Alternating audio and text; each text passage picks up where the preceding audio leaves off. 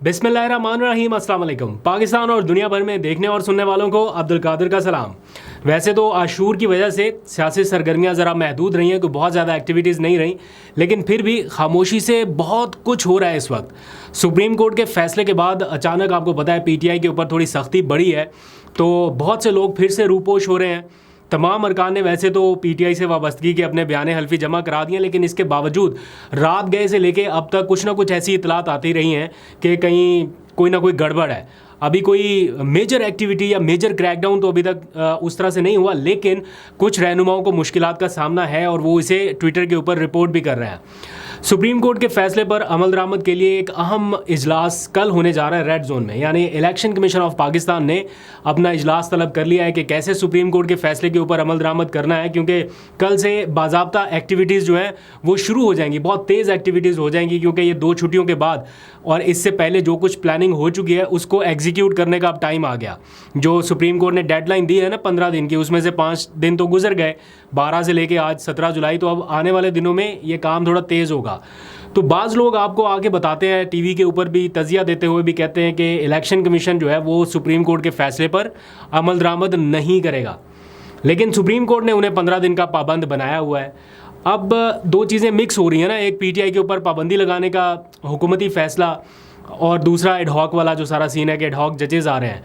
तो अगर हुकूमत पाबंदी लगा दे, मतलब यहाँ से देखें ना, पाबंदी लगाने से लेके रेफरेंस अगर भेज भी दिया जाए तब भी इलेक्शन कमीशन ऑफ पाकिस्तान अमल दरामद से नहीं रोक सकता खुद को कि सुप्रीम कोर्ट के फैसले पर अमल दरामद ना करे, क्योंकि हुकूमत ने फैसला कर लिया कि एक जमात के ऊपर पाबंदी लगनी है, क्योंकि उस जमात पर पाबंदी लगने का हतमी डिसीजन होना या उसका तहलील होना ये हुकूमती फ़ैसले से या हुकूमती रेफरेंस से मशरूत नहीं है, बल्कि सुप्रीम कोर्ट ऑफ पाकिस्तान के फ़ैसले से मशरूत है। तो इस वक्त जिन 11 जजेस ने पीटीआई के हक़ में फ़ैसला दिया है वो तो किसी सूरत पीटीआई को तहलील नहीं करने जा रहे हैं। ऐसा लगता है कि वो तो अपने फ़ैसले में लिख चुके हैं या तस्लीम कर चुके हैं कि पीटीआई एक सियासी पार्टी थी और है, तो वो कैसे ही अपने अगले डिसीजन में पीटीआई को तहलील कर देंगे। तो एडहॉक जजेस की तकर्री के पीछे मकसद पीटीआई को तहलील करना नहीं है, बल्कि आईनी तरमीम के लिए वो अक्सरियत हासिल करना है जो नज़रसानी दरख्वास्त आने पर उस फैसले को ओवरटर्न कर सके जो सुप्रीम कोर्ट ने अभी अभी दिया है पीटीआई के हक़ में, यानी उसको किसी तरह से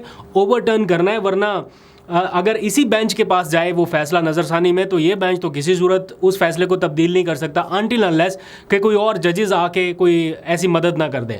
तो इस वक्त ये सिचुएशन है और ये भी फ़िलहाल बहुत मुश्किल दिखाई दे रहा है, इतना आसान नहीं होगा।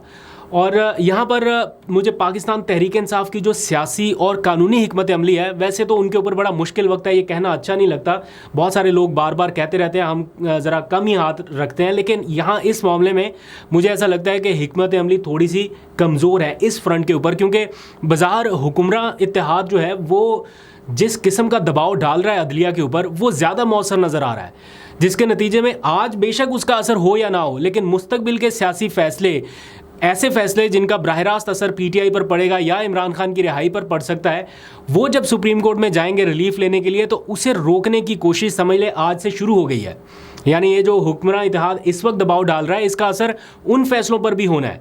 तो इसलिए ऐसे मौके पर मुझे ऐसा लगता है कि पीटीआई को भरपूर जवाबी रद्दअमल देते हुए पूरी सुप्रीम कोर्ट के साथ और उनके उन तमाम बहादुर जजेस के साथ खड़ा होना चाहिए था जिन्होंने उनके हक़ में फ़ैसला दिया। खड़े तो अभी भी हैं, मैं ये नहीं कह रहा कि खड़े ही नहीं हैं, लेकिन मज़ीद मौसर तरीके से ये हो सकता था, ताकि अदलिया मुखालिफ जो मुहिम है उसका काउंटर किया जा सकता, उसका मौसर जवाब दिया जा सकता। अगर इसी तरह मामला रहा कि मतलब हुक्मरान इत्तेहाद की चढ़ाई ज़्यादा मौसर रही और पीटीआई के अरकान जो हैं वो इसको ज़रा हल्का लेते रहे, तो फिर आने वाले दिनों में इनको नुकसान हो सकता है इस सारी कैंपेन का।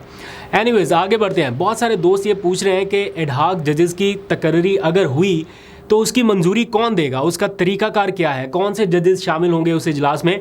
तो मैं ज़रा आपको आसान लफ्ज़ों में बता देता हूँ। जुडिशल कमीशन का इजलास होगा जिसके 9 अरकान हैं जो मंजूरी देते हैं इस सारे अमल की। जब भी जजेस की तकर्री का कोई भी इजलास हो, किसी जज को अपॉइंट करना है या इस तरह की एक्टिविटी हो, तो ये जुडिशल कमीशन का इजलास होता है। उसमें 9 अरकान शामिल होते हैं जिसकी सरबराही ख़ुद चीफ जस्टिस ऑफ पाकिस्तान करते हैं। बाकी जो 8 अरकान हैं उनमें जो सीनियर तरीन जज जस्टिस मंसूर अली शाह, जिन्होंने पीटीआई के हक़ में ये सारा फैसला तहरीर किया वो शामिल होंगे, फिर जस्टिस मुनीब अख्तर शामिल होंगे, फिर जस्टिस याहिया अफरीदी, जस्टिस अमीनुद्दीन खान, फिर साबिक जज सुप्रीम कोर्ट जस्टिस मंजूर अहमद मलिक और फिर हुकूमत के नुमाइंदे के तौर पर वफाकी वज़ीर कानून आज़म नज़ीर तारड़ भी मौजूद होंगे। साथ ही attorney general for Pakistan Mansoor Awan भी शामिल होंगे। उनका भी वोट ऑलमोस्ट तकरीबन 95% जो है वो गवर्नमेंट के हक़ में ही है, क्योंकि वो हुकूमत को रिप्रेजेंट कर रहे हैं, तो उनका और वज़ीर कानून का वोट एक जैसा ही होता है। और आखिरी जो मेंबर हैं वो senior advocate supreme court Akhtar Hussain होंगे। ये 9 लोग शामिल होंगे और बज़ाहिर इस कंपोजिशन में चीफ जस्टिस पाकिस्तान को वाज़े बरतरी हासिल है। इस इजलास में जिन नामों की भी मंजूरी होगी उसे पार्लिमानी कमेटी के सपुर्द कर दिया जाएगा कि ये नाम है, अब पार्लिमानी कमेटी जो है वो इसकी मंजूरी दे दे। ये दूसरा मरहला होगा। अमूमन ऐसा ही होता है, ये प्रैक्टिस रही है या एक रिवायत रही है कि जो नाम जुडिशल कमीशन से मंजूर हो जाते हैं, पार्लिमानी कमेटी भी उन्हीं नामों को बरकरार रखती है और उनकी मंजूरी दे देती है, उसमें ज़्यादा इंटरवेंशन नहीं होती। और फिर ये मामला जाता है सदर मुमलिकत के पास और वो फ़ाइनल इसका नोटिफिकेशन जारी कर देते हैं। ये तरीक़ाकार है और आने वाले दिनों में इसी तरीक़ाकार के तहत ये तकर्रियाँ होने का इम्कान है। आपको मालूम है कि 4 नामों का ऐलान किया गया था एडहॉक जजेस के लिए, जिसमें से एक ने तो माजरत कर ली थी और बाकी 3 नामों के ऊपर अब गौर होगा। अभी तक कोई चौथा नाम, फ़िलहाल मैंने आखिरी मरतबा जो चेक किया व्लॉग शुरू करने से पहले, तो कोई चौथा नाम अभी तक यहाँ शामिल नहीं किया गया।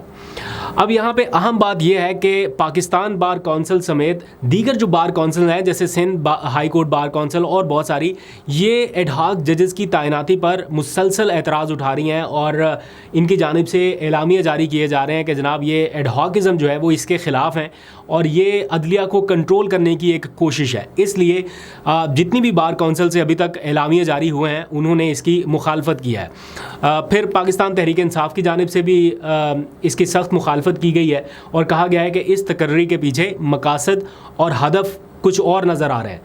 But the fact of the matter is this के ये एतराज़ात या इस किस्म के एलामिये फ़िलहाल कोई उतनी वैल्यू नहीं रखते, या यूँ समझ कि कोई ये एतराज़ सुनने के इस वक्त मूड में नहीं है। और जैसे राना सनाउल्लाह साहब ने कहा ना कि माइट इज़ राइट, तो वो यही चाह रहे हैं कि जनाब जो हमसे बन पड़ रहा है वो हम करेंगे, तो इसलिए कोई एतराज़ करे कुछ भी करे, उन्होंने कानून का कोई ना कोई आसरा लेके ये करना ही करना है। क्योंकि अगर वो ये नहीं करते तो फिर अक्टूबर के बाद हुकूमत के लिए मुश्किलात पैदा हो सकती हैं और इसका इजहार खुद वो कर रहे हैं हुकूमती हल्के। ख्वाजा आसिफ का बयान आपने देखा होगा, वो भी ये कह रहे हैं कि पीटीआई जो है वो इस वक्त अक्टूबर की तरफ देख रही है और अक्टूबर के बाद ये आएंगे 8 फरवरी के इलेक्शन पर।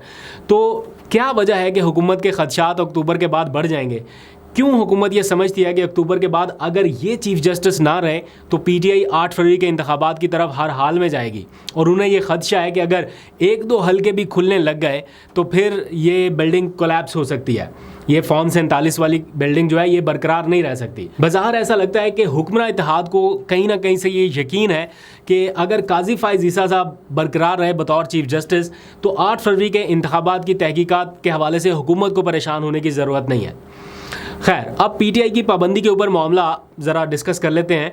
अभी तो दिल्ली ज़रा दूर अस्त, बट स्टिल डिस्कस तो हो रहा है, संजीदा मामला है। तो पीटीआई पर पाबंदी के लिए बहुत सारे जो जवाज़ हैं उनमें से एक ये भी है कि इनकी बैरून मुल्क लॉबिंग बहुत मजबूत है और ये कोई मुल्क दुश्मन अनासर के साथ मिल के लॉबिंग कर रहे हैं और बहुत नुकसान पहुंचा रहे हैं। इस किस्म का हुकूमती रद्द-ए-अमल सामने आ रहा है।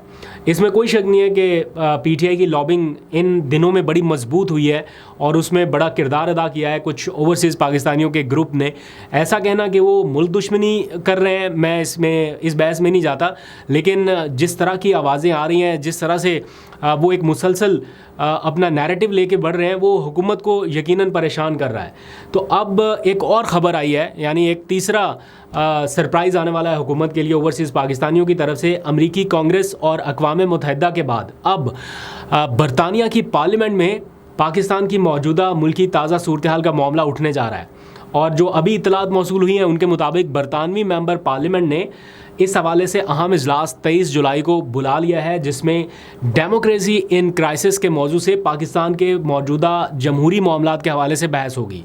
अब कहने को तो ये अच्छा नहीं लग रहा कि हमारे अंदरूनी मामलात के हवाले से कोई दूसरा मुल्क बैठ के बहस कर रहा हो कि पाकिस्तान के क्या मसाइल हैं। ऑब्वियसली हमारा इंटरनल मैटर है, हम बेहतर डील कर सकते हैं, लेकिन यहाँ पर क्राइसिस की सिचुएशन उस नौयत तक पहुँच चुकी है कि अब बाहर के लोगों को मौका मिल रहा है कि वो हमारे बारे में डिस्कस कर रहे हैं, हमारे इंटरनल मामलात में इंटरफेयर कर रहे हैं, या जो भी आप कह लें वो कर रहे हैं।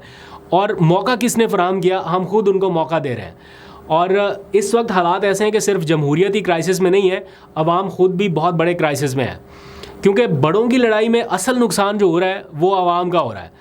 हर 15 दिन के बाद पेट्रोल की कीमतें बढ़ रही हैं, हर 10 दिन के बाद बिजली की कीमतें बढ़ रही हैं, और कोई ये चंद पैसे भी नहीं बढ़ते। वो दौर गया जब कोई 1 रुपया समथिंग कुछ और कुछ पैसों में कीमतें बढ़ती थी। अब तो 10, 12, 15 रुपये, 10 रुपये, 8 रुपये, 7 रुपये इस तरह से बढ़ रही हैं कीमतें। और हुकूमत जो है वो तस्लीम ही नहीं कर रही कि ये हमारी वजह से है या हम इस महंगाई के ज़िम्मेदार हैं। इसहाक डार साहब ने तो कह दिया कि हम महंगाई के ज़िम्मेदार नहीं है या हमने महंगाई नहीं की। तो फिर किसने की है? कौन लेके आया महंगाई? ये इतना जो एक तूफ़ान आया महंगाई का, ये किसकी वजह से है? इमरान खान के दौर में एक टाइम पे पीक था महंगाई का, लेकिन कंट्रोल हो गई थी चीज़ें। आवाम आखिरी टाइम पे बड़ी मुतमईन थी, चीज़ें कंट्रोल में होने लग गई थी, हो चुकी थी बल्कि। लेकिन उसके बाद जो कुछ हुआ, क्या वो आवाम बिल्कुल नज़रअंदाज कर दे कि ये हुआ ही नहीं है? आप अभी भी 2017 के मामले में फंसे हैं कि 2017 में ये था तो हमने कुछ नहीं किया, जो किया इमरान खान ने किया। ये 2034 में, 2044 में भी अगर मामला चला जाए महंगाई वाला, तो कहेंगे कि ये 2018 में इमरान खान की वजह से हुआ।